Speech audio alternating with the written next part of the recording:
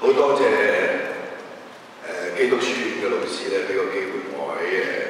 呢個中四嘅通識科香港青年社會及政治事務參與喺呢一個課程裏邊咧，俾我同大家分享一下我哋啲從政嘅經歷，同埋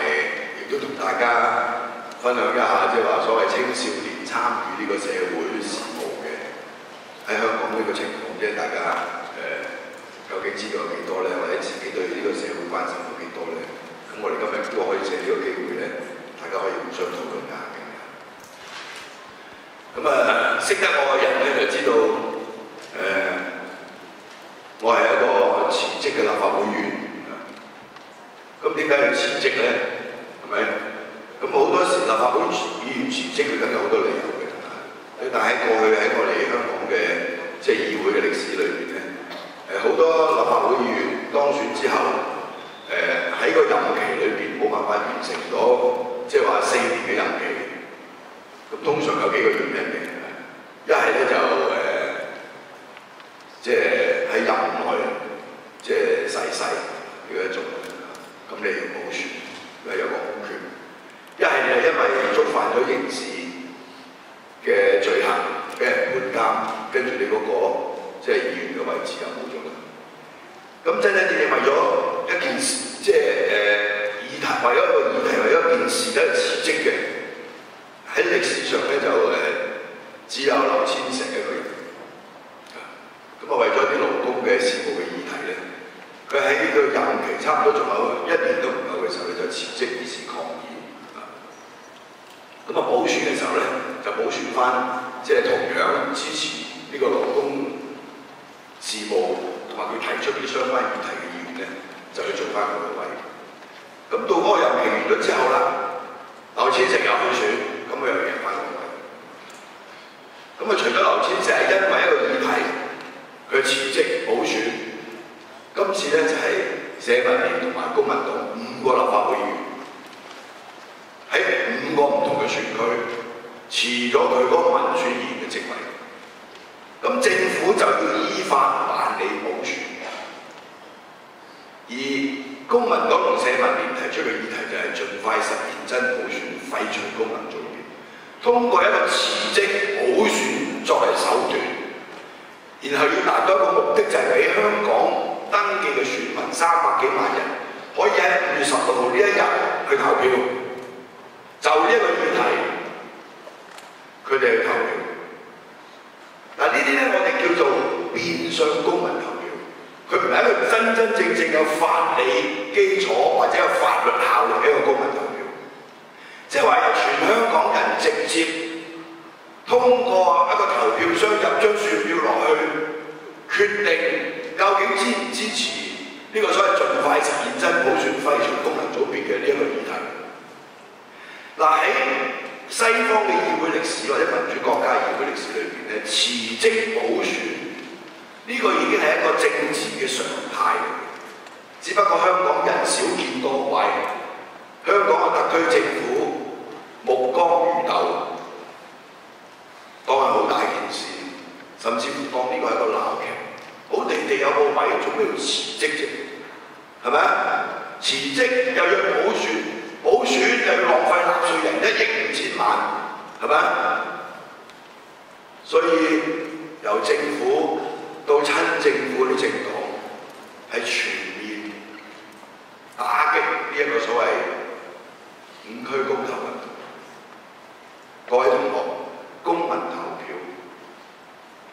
係一個開放嘅社會，或者一個民主嘅社會，公民嘅一個基本權。民主政治實行咗幾百年，有2種唔同嘅形態，一種叫直接民主。直接民主就係由人民就一啲重大嘅事務，通過1人1票嘅方式去做決定，由人民去創制法律，直接嘅，唔係通過我哋選一啲議員，然後佢代表我哋喺議會去制定法律監督政府。後面呢一種叫做間接政治。直接民主其中一種最常見嘅手段就係公民投票。我哋而家提出呢個所謂公民投票，喺法律上係冇嘅，基本法係冇嘅，係咪？所以我哋先要通過遲咗嗰個位，然後有個空缺，咁然後大家去投票，補選翻一個人出嚟，係咪？呢個係一個手段嚟嘅，所以我哋叫呢個叫做所謂變相公投，英文叫 de facto referendum。嗱，喺啲民主國家嘅公民投票，通常都係就幾種議題嘅啫。一般嚟講，第一類咧就係有關嗰個國家嘅主權嘅變形，主權換咗啦。嗱，譬如我哋香港，97年之前係英國嘅殖民地，97年之後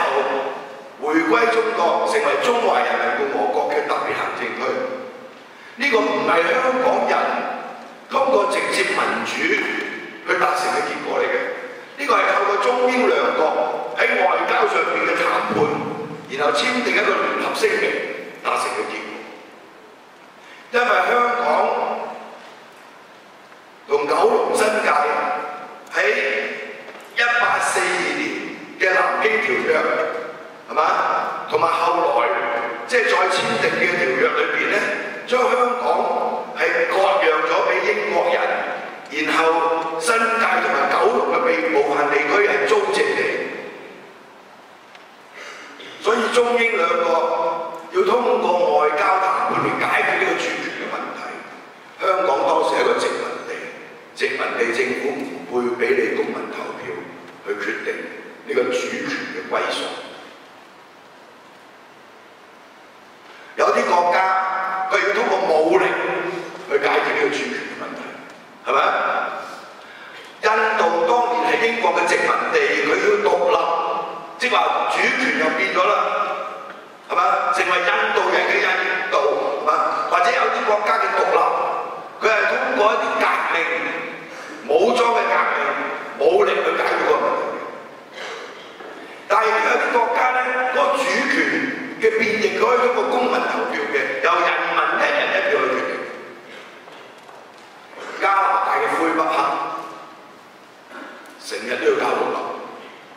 佢唔係用外交談判，咩外交談判？本嚟係加拿大嘅地方，係咪？佢係通過又唔係用武裝公民投票，但係失敗。主權嘅變形要通過公民投票，和平理性由人民去直接表達佢嘅意志。究竟我呢個國家嘅主權嘅歸屬，我想點？嗱，呢啲咁嘅公民投票咧，如果佢法律上面有規定，佢嘅門檻一定定得好高。所謂門檻就係究竟有幾多票，要佔幾多分之幾，呢一個公投先算做係通過咧。通常有關主權變形嘅呢種咁嘅公民投票，嗰個門檻一定係高。投票率有可能會規定最少係60%、70%之類咧，每一個地方都唔同。第二種可以用嚟做公民投票嘅常見嘅，就係嗰個憲制嘅改